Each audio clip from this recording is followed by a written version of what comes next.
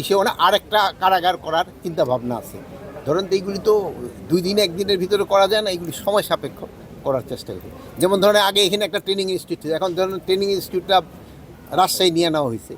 এই জায়গাটায় আস্তে আস্তে সেফ হবে। নির্বাচন ভণ্ডুল বা কোনো অস্থিতিশীল করার কোনো সম্ভাবনা নেই।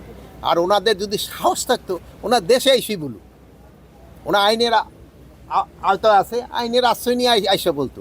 যেহেতু সাহস নাই দেখই তো পালায় পালায় বলতেছে। আর এখানে যারা ধরেন যারা সাপোর্টার আছে, এখানেও তাদের ওইরকম কোনো সাপোর্টার নাই। ওনাদের যাদের সাপোর্টার ছিল এবং যে সন্ত্রাসীগুলি ছিল, এরা কিন্তু বিভিন্ন জায়গায় চলে গেছে, বিভিন্ন দেশে চলে গেছে, এরা বিভিন্ন দেশে আশ্রয় নিয়েছে। তারা এই যে ফ্যাসিস্ট জঙ্গি যেগুলি ছিল, এই জঙ্গিগুলি কিন্তু দেশ থেকে ভাগছে, বিভিন্ন দেশ তাদের আশ্রয় দিছে। এবং আমরা অনুরোধ করব এই জঙ্গি এবং এই ফ্যাসিস্টদের অন্যান্য দেশগুলি যেন আমাদের আবার ফিরিয়ে দেয়।